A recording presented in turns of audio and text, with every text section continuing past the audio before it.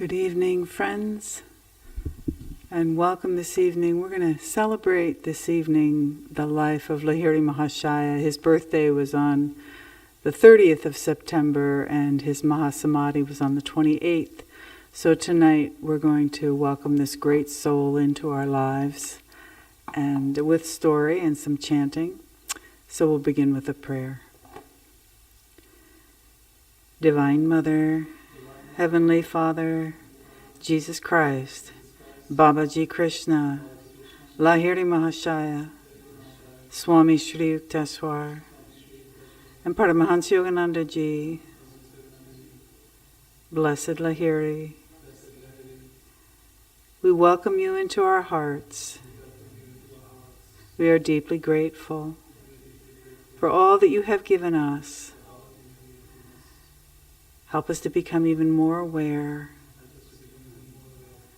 of the subtlety, of the greatness behind who you are. Om, peace. Amen.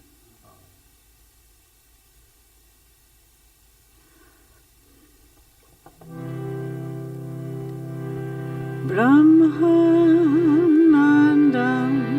Paramasugaram Kevalam Jnanamutim Dandvatitam Trigunarahitam Satguru Namami, full of bliss, giving joy transcendent of higher knowledge, the abode, do all no more, clear as the heavens, known to all as thou art thou. He is pure, permanent, unmoving, the everlasting seer of all, far, far beyond qualities and thought. Guru, Lord, I bow to thee. Guru, Lord, I bow to thee. Oh,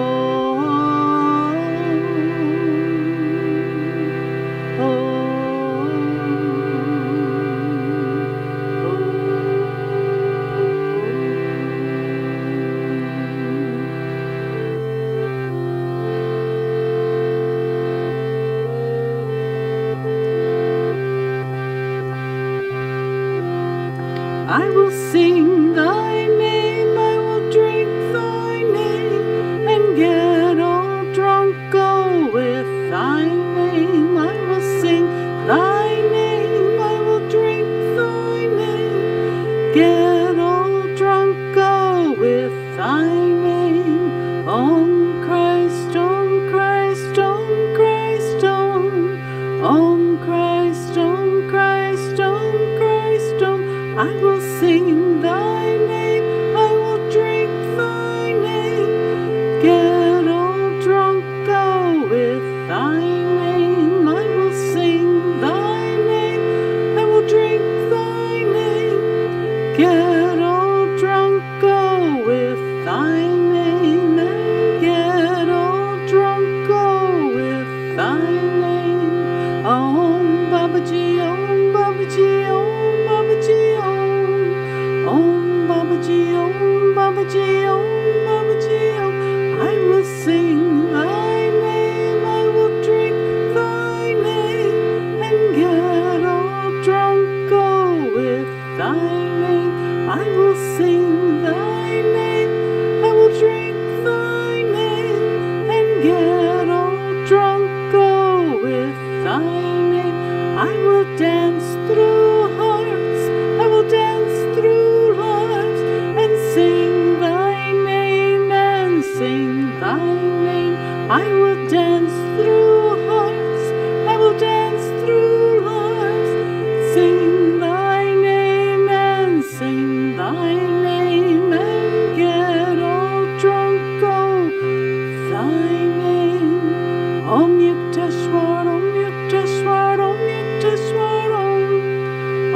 Yukteswar, Om Yukteswar, Om Yukteswar, Om.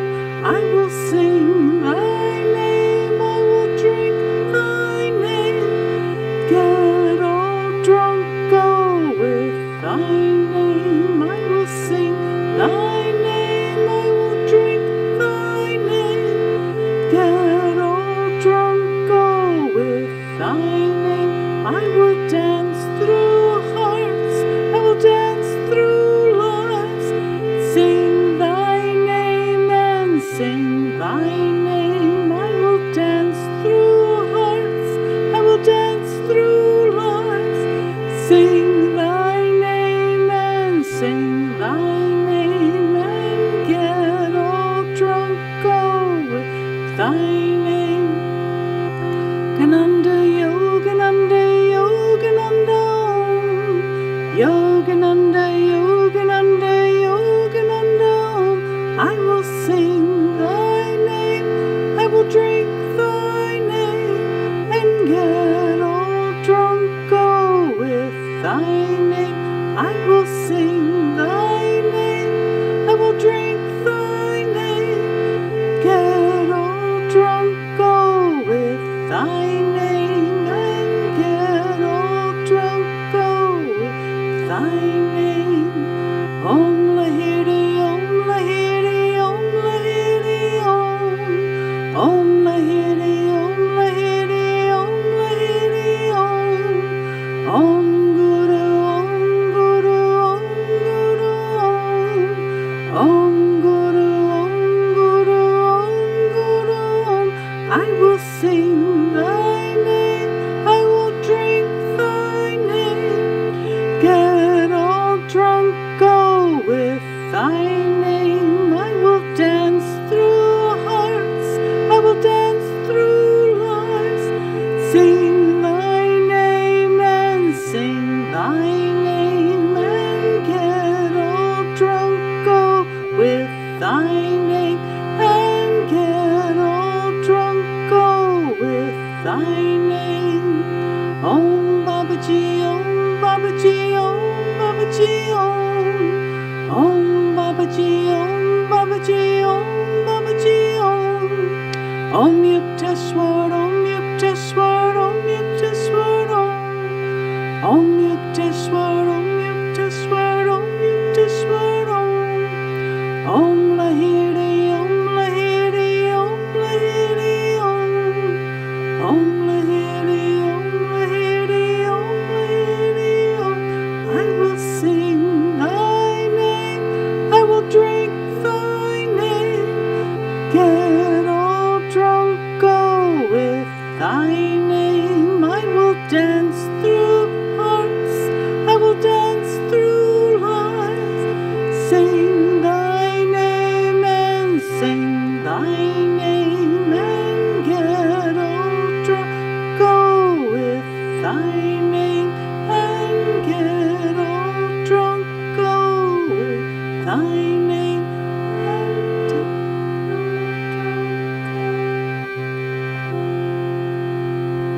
Om Lahiri, Om Lahiri, Om Lahiri, Om. Om Lahiri, Om Lahiri, Om Lahiri, Om. Om Babaji, Om Babaji, Om Babaji, Om.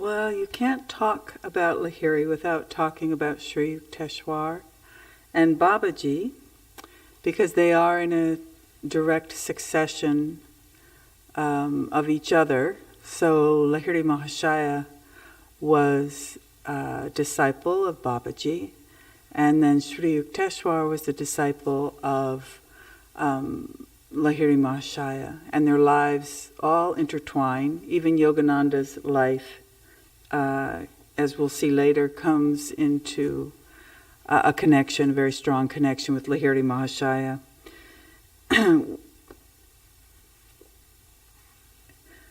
I can't really start without, again, first talking about Babaji and Lahiri's first meeting.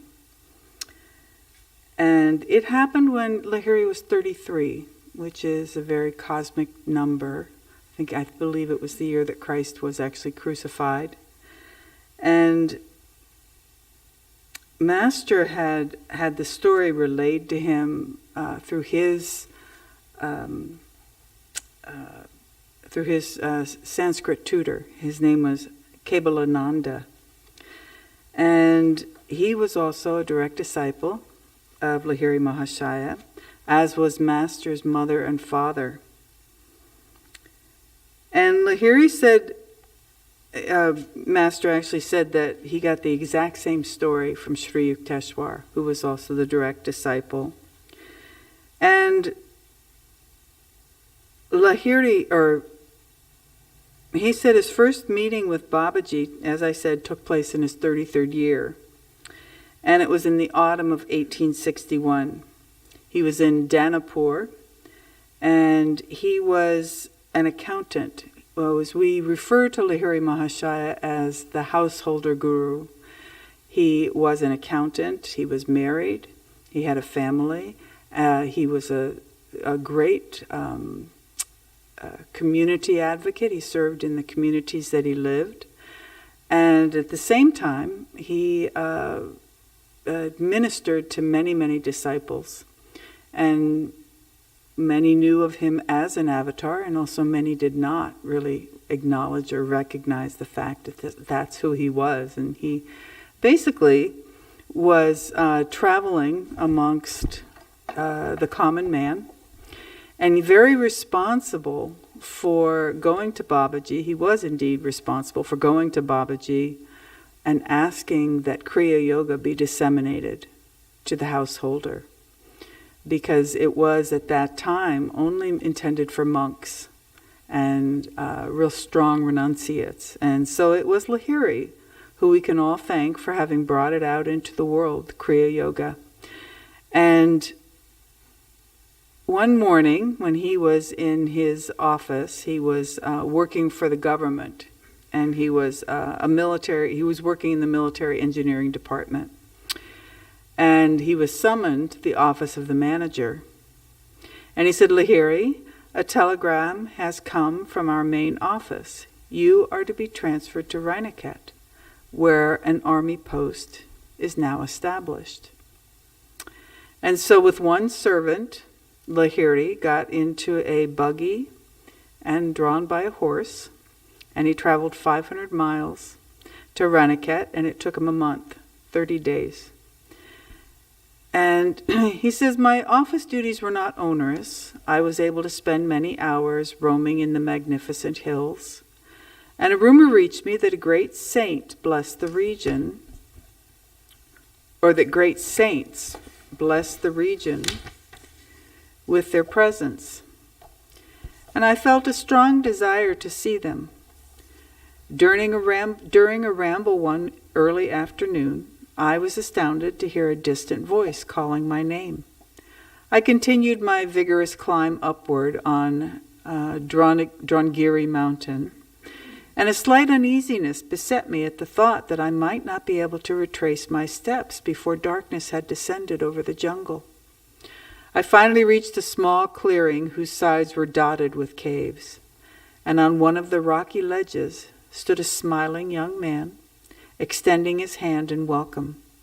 I noticed with astonishment that except for his copper-colored hair, he bore a remarkable resemblance to myself. Lahiri, you have come. The saint addressed me affectionately in Hindi. Rest here in this cave. And it was I Who called you? I entered a neat little grotto which contained several woolen blankets and a few kamandalas or begging bowls. Lahiri, do you remember that seat? The yogi pointed to a folded blanket in one corner. No, sir. Somewhat dazed at the strangeness of my adventure, I added, I must leave now before nightfall. I have business in the morning at my office. The mysterious saint replied in English, The office was brought for you, not you for the office. I was dumbfounded that this forest ascetic should not only speak English, but also paraphrase the words of Christ. I see my telegram took effect. The yogi's remark was incomprehensible to me. I inquired his meaning. Well, I referred to the telegram that summoned you to these isolated parts.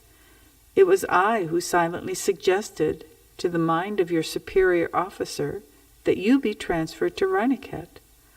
When one feels his unity with mankind, all minds become transmitting stations through which he can work at will. He added gently, Lahiri, surely this cave seems familiar to you. As I maintained a bewildered silence, the saint approached and struck me gently on the forehead, and at his magnetic touch, a wondrous current swept through my brain, releasing the sweet, sweet, sweet seed memories of my previous life. I remember.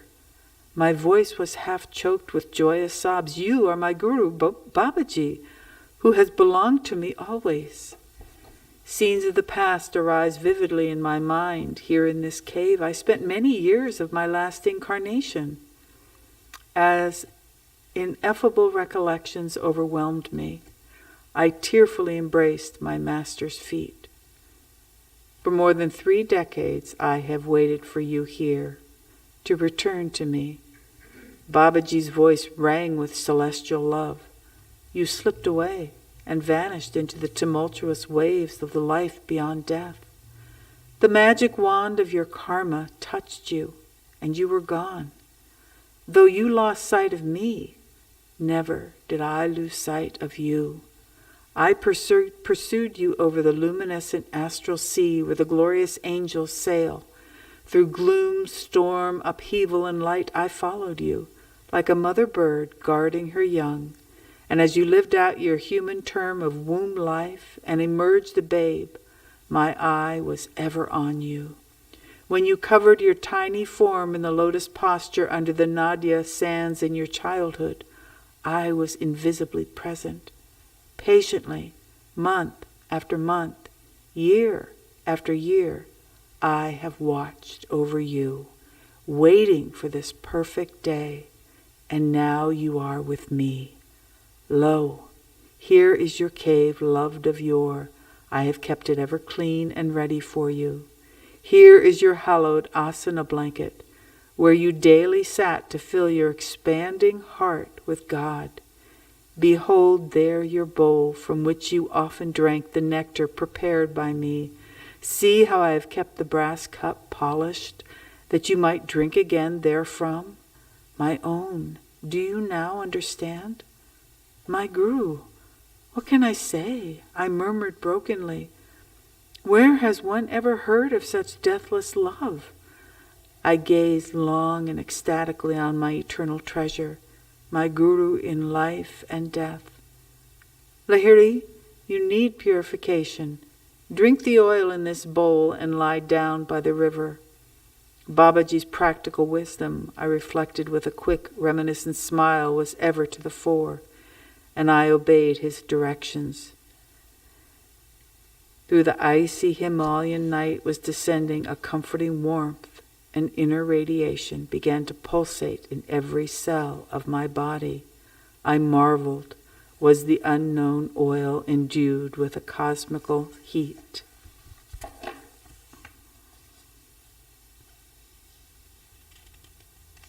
So Lahiri spent some time there by the river, and then a monk came down and greeted him, and he took him back to where Babaji was, and there was a palace that had been resurrected for him. It had been brought to life, and it was jeweled. It was beyond imagination, and it was basically created so that he could finish his karma, and then he could go on. And then Babaji told him that he would have to go back. He would have to go back to the real world, and he would have to finish what it was he was intending to do, or what it was he was brought there to do. "My son," Babaji said, embracing him, "your role in this incarnation must be played out on an outward stage. Prenatally blessed by many lives of lonely meditation, you must now mingle in the world of men. A deep purpose underlay the fact that you did not meet me this time until you were already a married man with modest business responsibilities. You must put aside your thoughts of joining our secret band in the Himalayas. Your life lies in the crowded marts, serving as an example of the ideal yogi householder.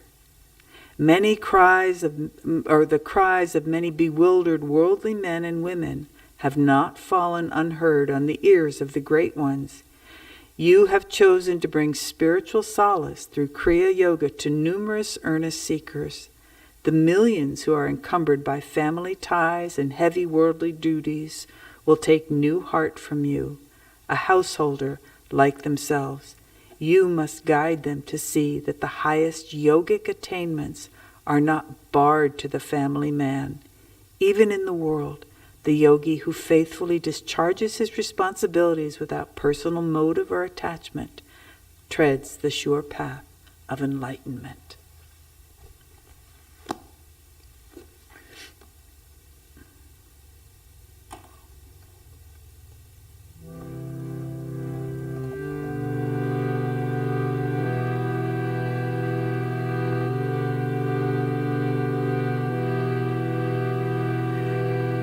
Listen, listen, listen to my heart's song. Listen, listen, listen to my heart's song. I will never forget thee. I will never forsake thee. I will never forget thee. I will never forsake thee. Listen, listen, listen to my heart's song. Listen, listen, listen to my heart's song.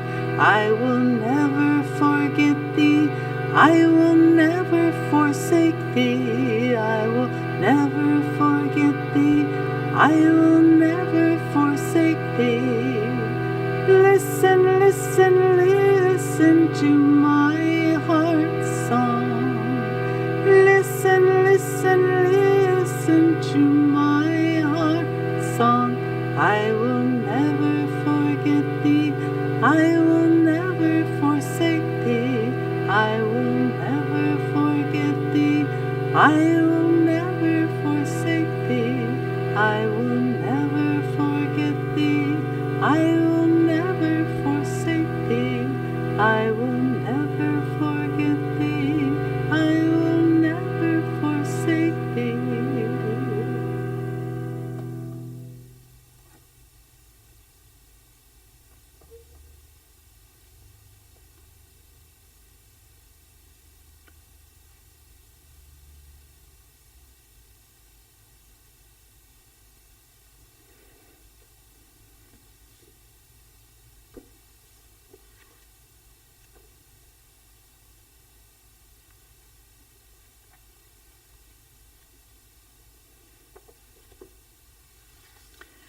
As I mentioned, Master's parents were both disciples of Lahiri Mahasaya.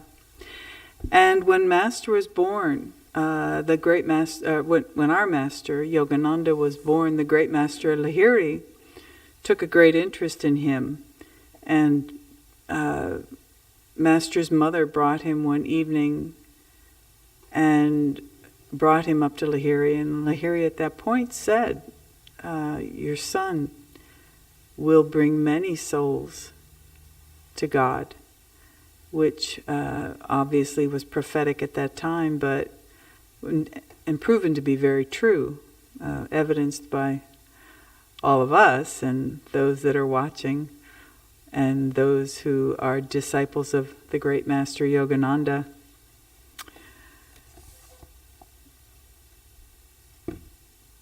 And Master said, Lahiri Mahasaya left this world shortly after I had entered it. His picture in an ornate frame always graced our family altar in the various cities to which Father was transferred by his office. Many a morning and evening found Mother and me meditating before an improvised shrine, offering flowers dipped in fragrant sandalwood paste. With frankincense and myrrh, as well as our united devotions, we honored the divinity with which had found full expression in Lahiri Mahasaya. His picture had a surpassing influence over my life. As I grew, the thought of the Master grew with me.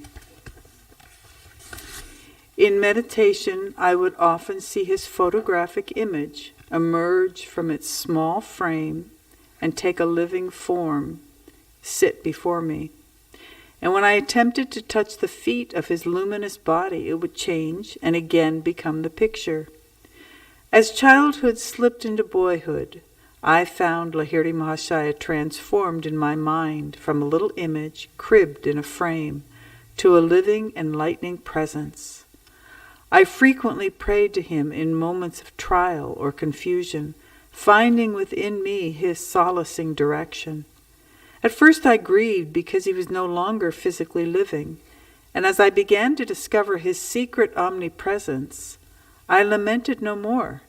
He had often written to those of his disciples who were over-anxious to see him, "Why come to view my bones and flesh when I am ever within range of your kutastha, or spiritual sight?" I was blessed about the age of 8 with a wonderful healing through the photograph of Lahiri Mahasaya. This experience gave intensification to my love. And while at our family estate in Ikapur, Bengal, I was stricken with Asiatic cholera. My life was despaired of. The doctors could do nothing. At my bedside, Mother frantically motioned me to look at Lahiri Mahasaya's picture on the wall above my head. Bow to him mentally. She knew that I was too feeble even to lift my hands in salutation. If you really show your devotion and inwardly kneel before him, your life will be spared. I gazed at his photograph and saw there a blinding light enveloping my body and the entire room. My nausea and other uncontrolled symptoms disappeared. I was well.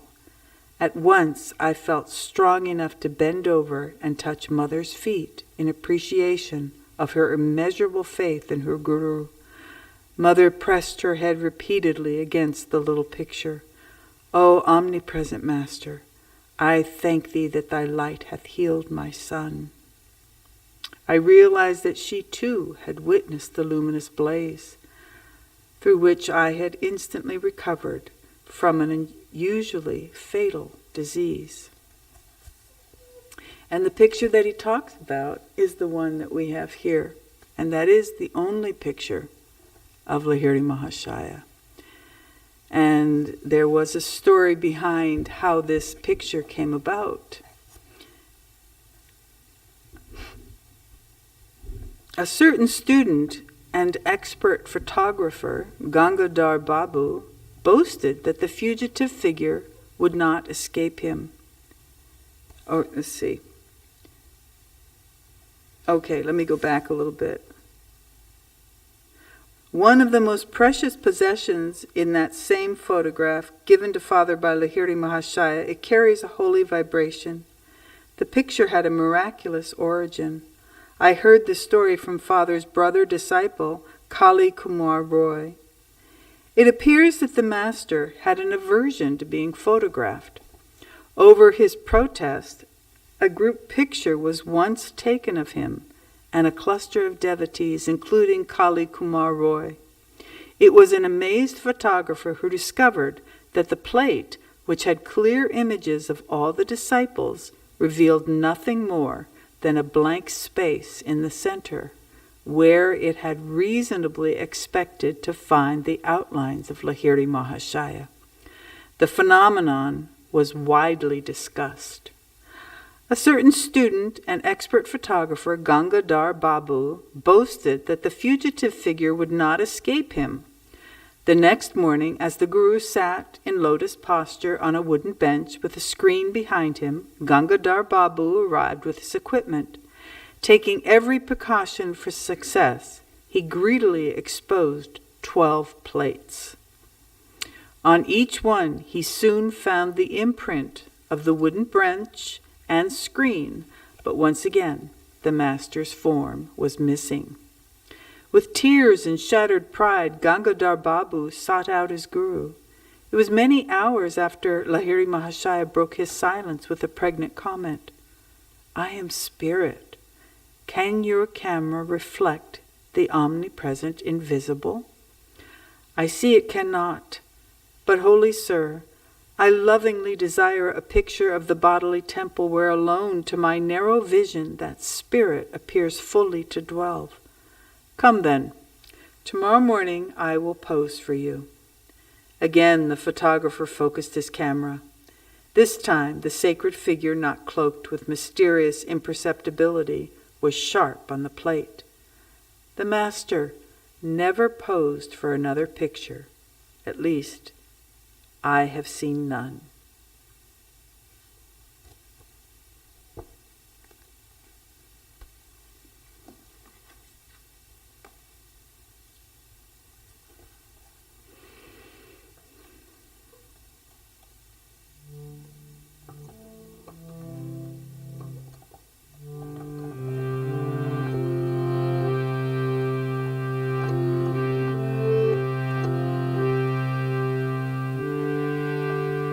Today my mind has dived deep in thee.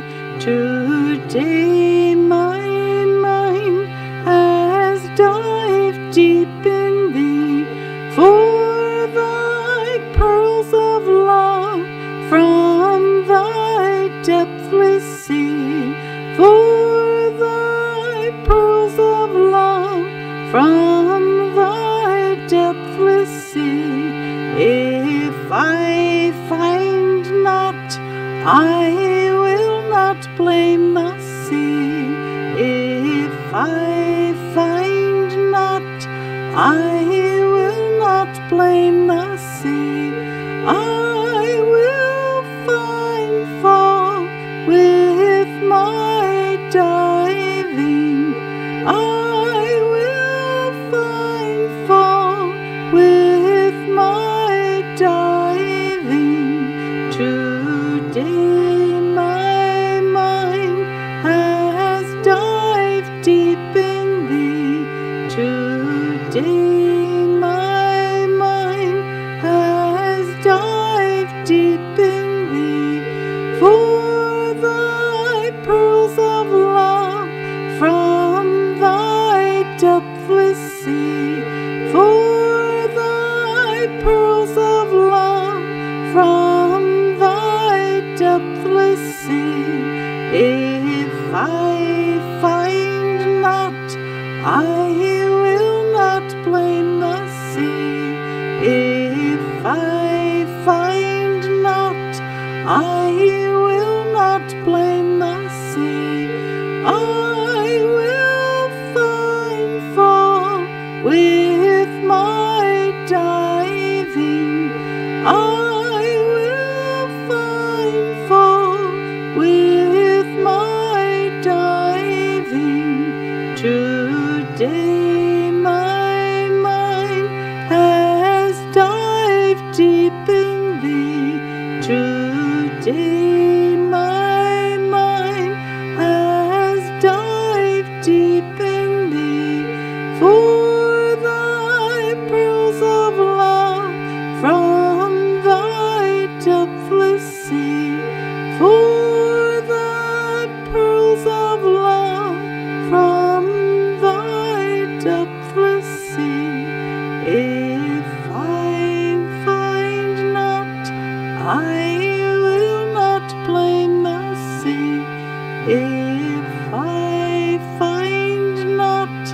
I will not blame the sea. I will find fault with my diving.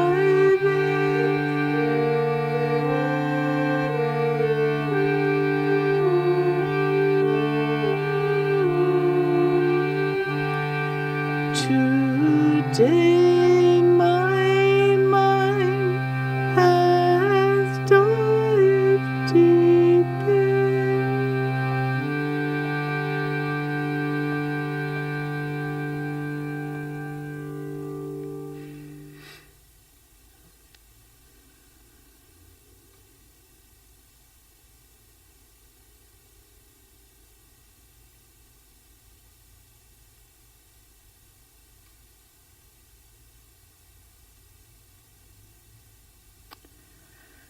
So Lahiri had done many miracles that people were privy to. Of course, the picture with Yogananda, meditating with him. He actually materialized in front of Master's father, which is what got him to be a believer. And another one that he did, which is very extraordinary, is that he also resurrected someone from the dead. And Yukteswar relayed this story to Yogananda. And he started out talking about Lazarus and how Jesus had resurrected Lazarus from the world beyond. And it's quite interesting because one of the statements that he said was, with regards to Jesus, was, "This sickness is not unto death, but for the glory of God, that the Son of God might be glorified thereby."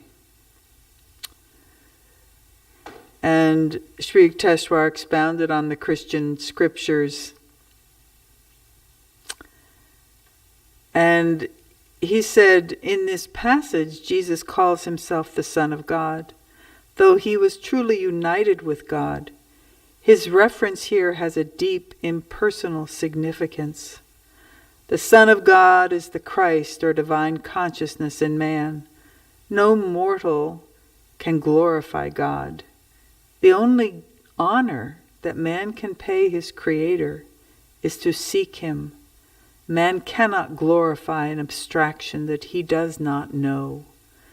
The glory or nimbus around the head of the saints is a symbolic witness of their capacity to render divine homage. He said, I too was privileged to behold a similar miracle. Lahiri Mahasaya resurrected one of my friends from the dead. All the young lads that were sitting there from the Ranchi school, along with Yogananda, were keenly interested. And he continued on with his story. And he said, my friend Rama and I were inseparable. This is Sri Yukteswar talking. Because he was shy and reclusive, he chose to visit our Guru Lahiri Mahasaya only during the hours of midnight and dawn, and when the crowd of daytime disciples was absent. As Rama's closest friend, I served as a spiritual vent through which he let out the wealth of his spiritual perceptions. I found inspiration in his ideal companionship. My Guru's face softened with memories. Rama was suddenly put to a severe test, Sri Yukteswar continued. He contracted the disease of Asiatic cholera. As our master never objected to the services of physicians at times of serious illness, 2 specialists were summoned, and amidst the frantic rush of ministering to the stricken man, I was deeply praying to Lahiri Mahasaya for help. I hurried to his home and I sobbed out the story. The doctors are seeing Rama. He will be well, my Guru smiled jovially. I returned with a light heart to my friend's bedside, only to find him in a dying state. He cannot last more than 1 or 2 hours, one of the physicians told me with a gesture of despair. And once more I hastened to Lahiri Mahasaya. The doctors are conscientious men. I am sure that Rama will be well. The master dismissed me blithely. At Rama's place I found both doctors gone.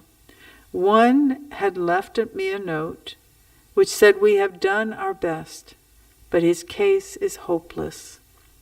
My friend was indeed the picture of a dying man. I did not understand how Lahiri Mahasaya's words could fail to come true, yet the sight of Rama's rapidly ebbing life kept suggesting to my mind, all is over now.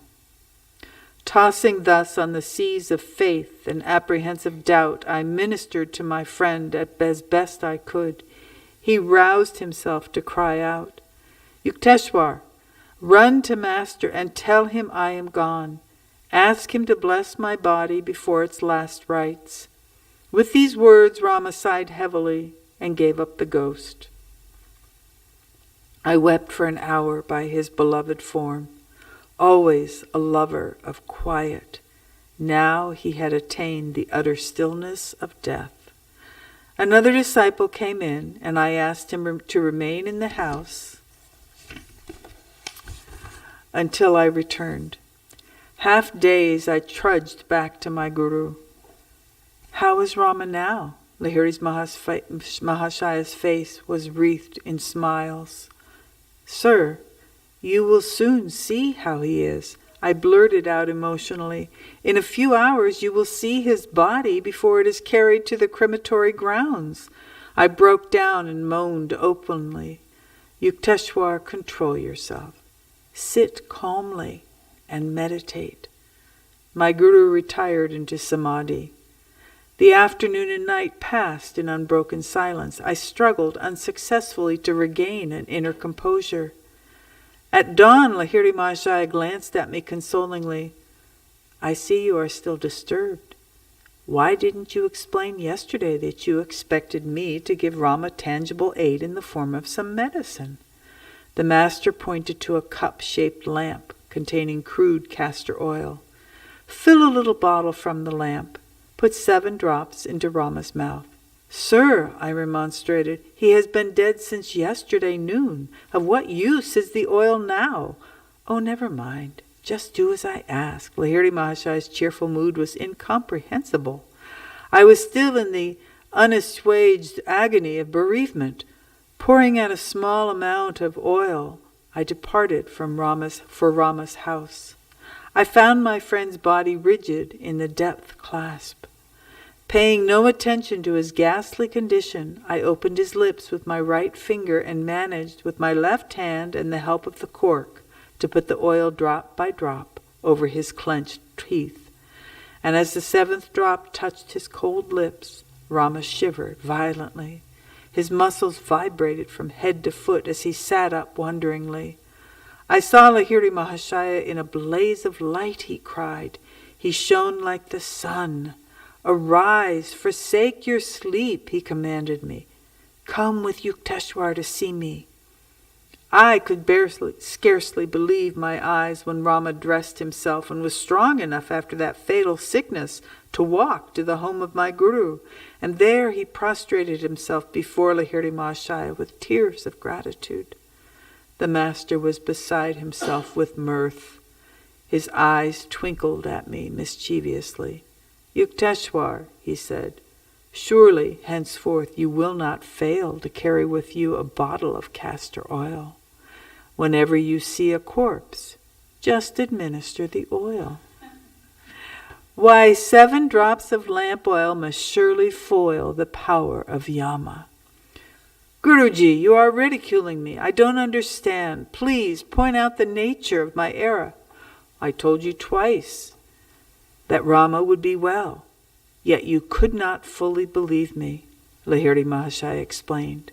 "I did not mean the doctors would be able to cure him. I remarked only that they were in attendance. There was no causal connection between my 2 statements. I didn't want to interfere with the physicians. They have to live too.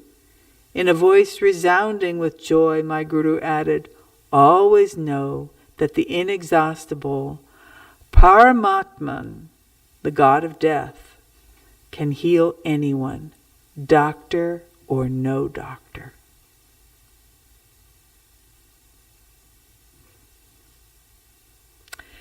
One of the students said and asked Sri Yukteswar, he said, Sir, why did your Guru use castor oil?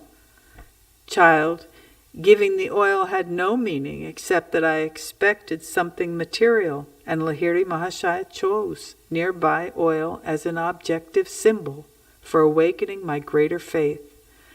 The Master allowed Rama to die because I had partially doubted, but the Divine Guru knew that inasmuch as he had said the disciple would be well, the healing must take place, even though he had to cure Rama of death, a disease usually final.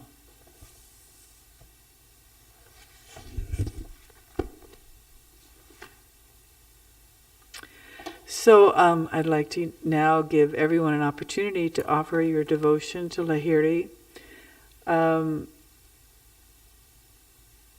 Maybe if you feel to just visualize yourself in the cave that Lahiri first met his Guru. And I think we'll have some prasad. And I think Victoria's going to bring it up here and put it at the altar. So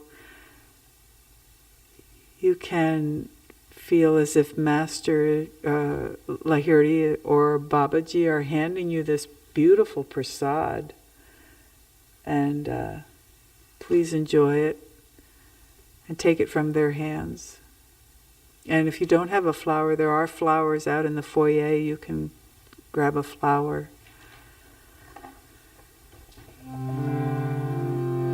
Just come up as you feel to.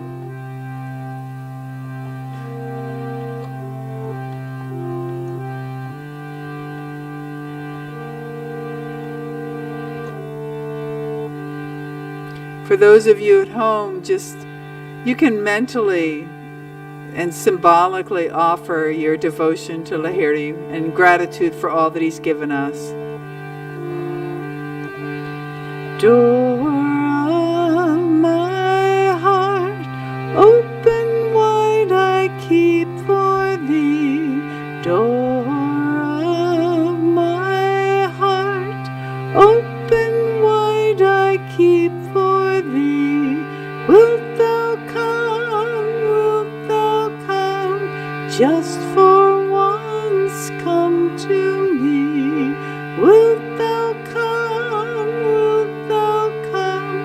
just for once come to me? Will my days fly away without seeing thee, my Lord? Will my days fly away without seeing thee, my Lord? Night and day, I look for thee night and day. Night and day, I look for thee night and day. Door of my heart, open wide I keep for thee. Door of my heart, open wide I keep for thee. Wilt thou come, just for once come to